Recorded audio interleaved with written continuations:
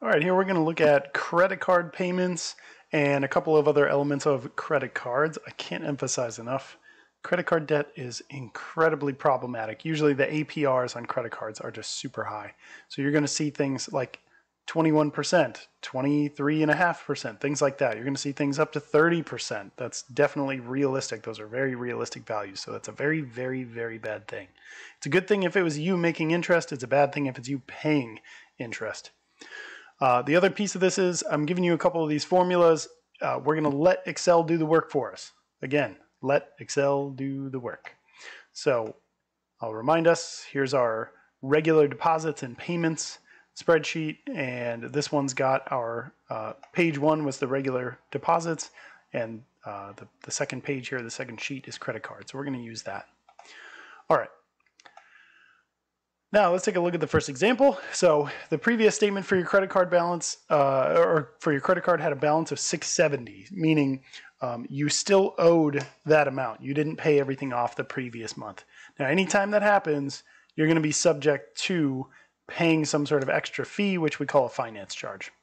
Okay, so let's suppose from that balance, right from that point forward, you make $150 of purchases and a payment of $60, right? So again, you're kind of pushing yourself a little farther into the hole here with your credit. So your credit card has an APR of 21%. In general, what we're going to assume for pretty much all credit card stuff is that this is compounded monthly. So if you don't see a compound amount, it doesn't mean that the compounds are once a year. It means that we're going monthly. And that's basically the case for all financial stuff. Remember, we only use simple interest if we see the word simple. We only use one compound per year if we see APY. So APR in these situations, again, think 12. So 12 compounds a year. So we're going to figure out what the finance charge is. Well, we have the formula up here that tells us the finance charge, FC. I'm just going to set it up, but in general, again, I'm going to verify it with our Excel spreadsheet. So I'm just setting this one up so I can talk through what the heck it is. So we take our APR, but we don't leave it as a percentage. We turn it into a decimal. This is part of where the spreadsheet is going to save us from ourselves. So 0.21, we divide by 12 because, right, the 21% is getting split up over the course of 12 months. It turns out that the APY, the effective rate, is actually higher than 21. So 21 was already bad. The APY is actually worse. Okay, so we're saying this fraction of the percent of interest is getting multiplied by, well, we owed $670 already, and we made a $60 payment, so we would be down to owing $610, except, oh yeah, we also made purchases of $150, so our balance is going up. Right? Even if our balance went down, even if we made a bigger payment than our new purchases, if this amount is positive, if we don't pay off the entire balance, that's when this finance charge kicks in. So this would be the calculation. But again, we're going to let Excel do the work for us. So let's take a look. We got a bunch of pieces on here. Minimum payment is the first one. We do not want that. We want finance charge. And I reminded us this is just a 1-month situation. So not finance charge over time. So what was the balance? The balance we were carrying was $670. What sort of payment are we making? We're making a payment of $60, right? And you'll kind of notice down here, ending balance. Right now it says $610. And that's currently because we haven't put in the information about new purchases and our interest rate. So right now it's just doing $670 minus $60. Life is good, right? There's no finance charge, except there still would be because we have a positive balance. But once we put this stuff in, we'll see that that goes up. So I'm going to skip new purchases for a moment. I want us to see that even if I didn't make new purchases, I just made a payment, but it wasn't a payment in full, we're still going to have a finance charge. Okay, so our APR, our annual interest rate, is 21%. Remember, 21, if you're going to type that in, you have to put the percent symbol, or you can do 0.21, right? It's going to change it to 0.21 just to represent it, you know, as the form it needs to be. So what we're paying that month is actually 1.75%. of basically our remaining balance. So here we go. We made a payment. It was not the entire balance. And so therefore we have a finance charge, right? If you pay the entire balance, just to show you, $670, we have no finance charge and our ending balance is zero. We paid everything off, right? But unfortunately we did not. So there's a finance charge there. We also made some new purchases, $150. we're going to see that finance charge go up even more. So think about it. When you buy something on a credit card where you're carrying debt, you are not just paying for that item. You are paying extra for that item literally every month until it's paid off. So you might say, okay, no big deal. I'm carrying a little bit of debt. I'm going to buy this $5 coffee, right? This $3 coffee even. I don't care. Over time, especially if you don't pay it off right away, that $3 coffee, let's be realistic, $3, right? Over the course of time, that thing could turn into a $4 coffee, into a $5 coffee. Seriously, if you carry this thing over years, we're talking about that $3 coffee is now 20 bucks, right? So be really, really smart about hopefully not carrying debt on your credit cards. But this is the idea. So here's your ending balance. Here's your finance charge. We were interested in this case in just the finance charge. So that amount, I already had it up and then I forgot it, $13.30. So we're going to say, okay, cool. That's what we would get if we calculated this thing. But again, Excel is going to do the work for us. Please let Excel do the work for you. I do not want to see formulas on your in-class activities or on your projects. I do not want to see that. Please make sure you're using the templates. Save yourself from yourself. Save yourself time too. Okay, let's look at number 2. So you've got a credit card with an APR of 23.49%. You begin with a balance of $3,200. So in month 1, that's actually going to be our previous balance. So what did we carry over from the previous month? $3,200. All of these are going to be in dollars, of course. In response to which you make a payment of $500. So great, you made a payment, but you also had made purchases that month of $950. So, oof, that's rough, right? So those pieces we're just peeling off of the problem. And then we're going to say, okay, cool. Excel is going to tell me what the finance charge is, what the new balance is. Those are the 2 things that we're provided in the finance charge portion.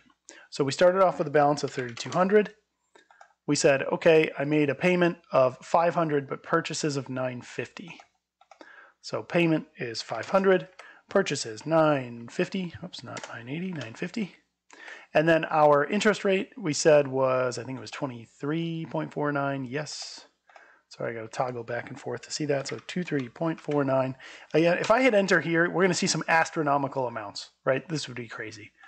So really what we need to do is 23.49%, right? I should not be paying a $7,000 finance charge in 1 month. So that would be crazy. So 71 though, still bad, but very reasonable, very plausible thing to be paying if you're carrying this kind of balance. Again, that's why it's bad. Okay, so 71.45 and 37.21.45.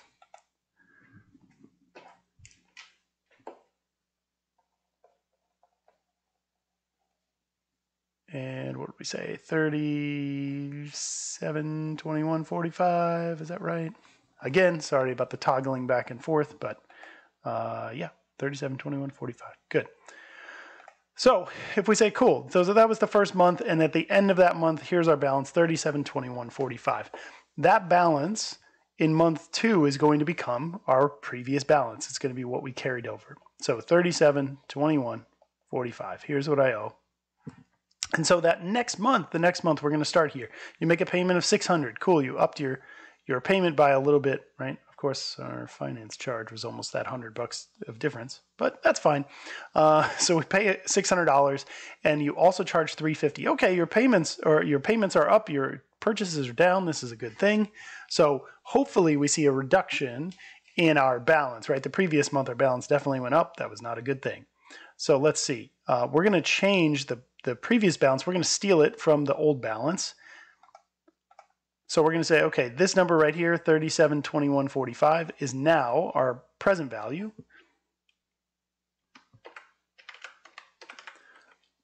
Our payment went up to $600. Our purchases went down to $350.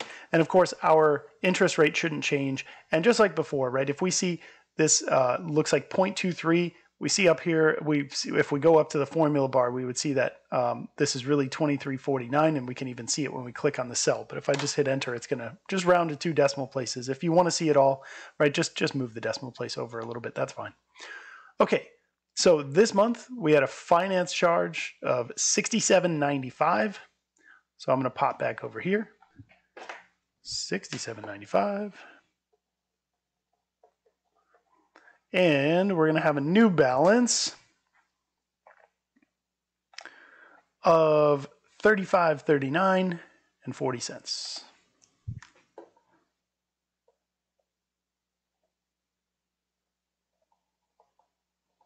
Okay, $35.39.40. Let's just make sure I did that right. Okay, cool. Again, when you've got these up side by side, it's going to be a little easier for you to work with. And in fact, I could probably just squeeze this guy in because everything is kind of in these first few columns here. Okay, so that's the idea. So our balance after all of that stuff looks like this. Again, we didn't really have to do any work except for punch in the balance, the payment, and the purchases. The other two columns get calculated for us. All right, let's take a look at the next one. So you've got a balance of 600. So this is a reasonable balance to carry. I don't think that you want to, again, anything you purchase, ideally you pay it off immediately so that you don't even have to worry about these finance charges. Credit cards are free if you pay everything off right away. But if you hang on to it, then that's a little bit of a problem. Okay, so you got a balance of 600. And so we'll pull up our sheet here. And well, maybe I should wait and see what we're actually calculating. So we've got a balance of 600. We've got an APR of 25%. Again, remember that's going to compound every month. We want to pay off the card in 6 months. So, okay, that's very reasonable. This isn't too crazy. So we know that we can't just pay $100 a month because we're picking up some interest along the way, right? We have some fees, some finance charge. So we want to make equal payments. Is $104 going to be enough? Well, there's a couple ways to do this. But we look on here and we say, okay, well, we don't want minimum payment. We're not really interested in 1 month of finance charge. Let's look at what else we've got. Solving for the end balance. Okay, let's see if we have enough for this. So we start off with a balance of 600. We're going to make a payment. We're supposing we're making a payment of 104. Our annual interest rate, 25%. And how long? So this is, we're, again, pulling this up. We're looking at 6 months, right? So this is basically saying our time in years is 0.5, right? 6 months or 0.5 years. We could do 6 out of 12, of course. We've seen that before. And we're going to see, is our ending balance still positive? Whew.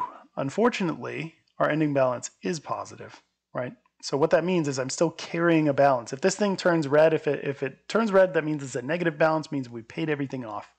So no, this is not going to be enough, unfortunately.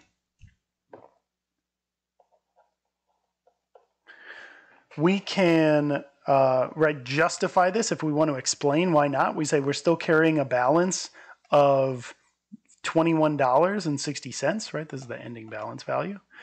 We could also ask the question, well, how much would we have to pay? Where we could be provided a different number. How about 110? Would that do it? Okay, here we go. We see that this is red. That means the value is negative, meaning we would have paid it off by this point. We're not, the credit card company is not going to give us money, right? So this, we would ideally want to figure out what's the exact amount to zero this out. So that's the idea. Now, the other thing we could have done is we could have said solve for the monthly payment. So we could have said, well, I owe 600 right now. My interest rate is 25%. The time in years, again, 6 months would be 0.5. And so this would tell us exactly what we have to pay. So the spot that would zero us out, basically just perfectly, would be paying $107.42 a month. And we can go back up here and I'm going to update the payment. I'm going to see if this actually is exactly zero. And here's the thing. It's not going to be exactly zero, right? We're 2 cents. Basically, this is saying we overpaid by 2 cents. Sure. Usually in your very last payment, it's almost impossible to work it out so you can pay exactly the right to the penny amount. So usually the last payment is just going to be a little bit over. So you don't actually pay that amount. That very last payment, you would pay $107.40. But this is the idea. So again, we have used the finance charge, solving for the end balance, and we even took a look at solving for payment.